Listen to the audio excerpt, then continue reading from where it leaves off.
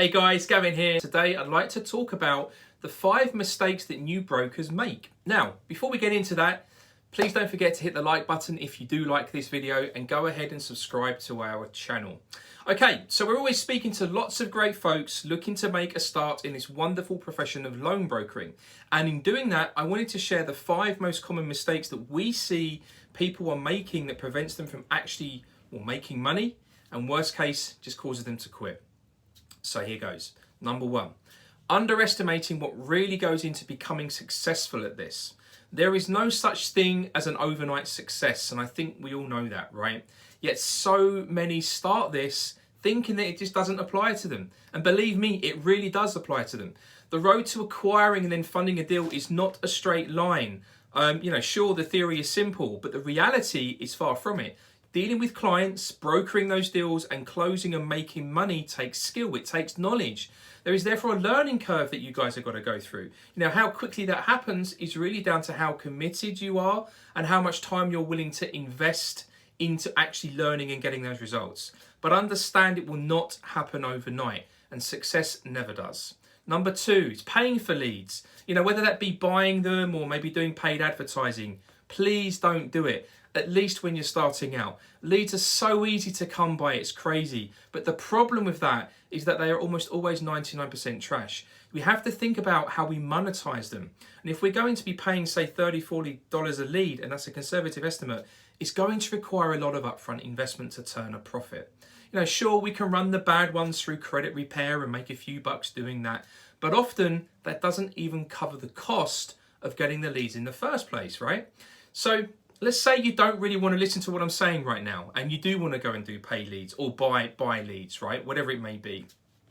Well, you're also going to need to consider then how many leads you will need to ensure you have the numbers to turn a profit. And the problem is you're not going to know that until you're spending money, and you're not going to know how much you need to spend until you know the answer to that first question, right? Hint, it ain't going to be a few $100, believe me. Now, once you know the answer to that, you're then going to need to know, well, what's our average loan value and commission that we're making on these leads? You're not going to know that until you've spent at least a few thousand in ad spend or a few thousand buying leads, probably more. And from there, we can work out with a fair degree of accuracy, though, what our investment's going to need to be versus the return to get the money that we need to be making every single month consistently. And I say all of that, assuming that you can control the quality, or in the case of running paid ads, you understand how to actually use and leverage these campaigns on the platforms. My point is, unless you have the money to invest and learn what you need to do to make a profit, don't waste it. There's way too many other things to learn. Instead, learn direct marketing and organic outreach. There are numerous ways to do this.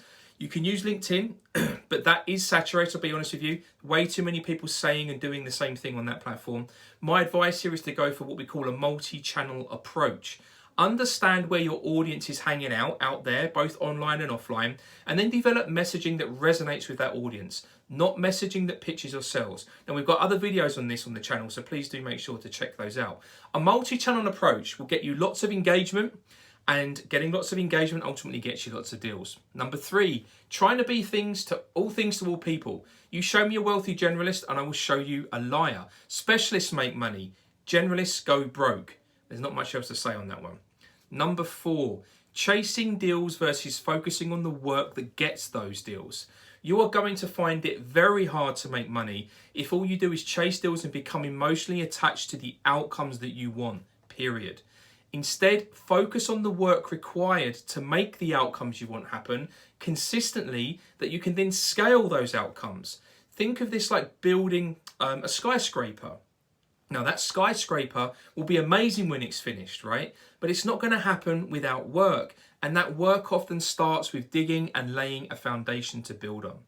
Now, not the most enjoyable part of the build process. It's mucky, it's dirty, but it is vital. You have to be focused on digging and laying your own foundation for your business, period. It's easy to focus on outcomes and it's easy to chase deals. It's exciting even, but don't overlook your foundation. Now, without it, your business is not going to last, right? Now, what that means is that if you get a client and a deal, don't stop your work and put everything you have into funding that deal or making sure your client is happy. Clients don't care about us. They don't care about you. They care about what we can do for them. And now sometimes, hate to say it, they're going to have stupid expectations. Sometimes they're not going to be loyal to us. Sometimes they're going to be outright you-know-whats, right? They're going to keep shopping around with their deals. Most cases, the deal won't fund. Don't chase outcomes, please. You will go broke. Focus on the work you need to do, build your volume, and rinse, repeat. Number 5, underestimating the value of a mentor.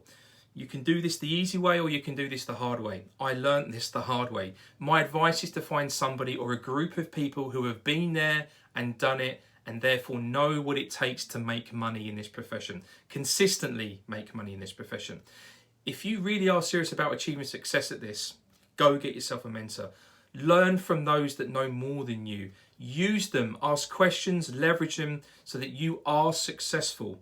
And if you want to take forever and lose money, lose hope, and probably just end up quitting, don't get a mentor. And that concludes my 5 mistakes new brokers tend to make. I could write an essay in each one of these points, right? So if you guys do have more questions about each one of them, please do comment below the video. I will respond. And if you would like to learn more of our training program, the workflow-based training program that we have, which includes one-on-one coaching and support, there's a link below in the description in this video. Please feel free to schedule a call. Either myself or my colleague Patrick Gore will be putting aside the time to talk to you, to walk you through everything. And if you don't like to join, that's okay too. Our aim with these calls is not to sell you anything. It's just to explain clearly what we have going on, and at the same time to dig into your situation and your business. And as I say, if anything, just give you some tips and pointers on what you could be doing to improve your own results. And with that said, guys, thank you again for watching. Please do like the video if you liked it. Go ahead and subscribe to our channel, and I'll catch you in the next one. Thanks very much. Bye-bye.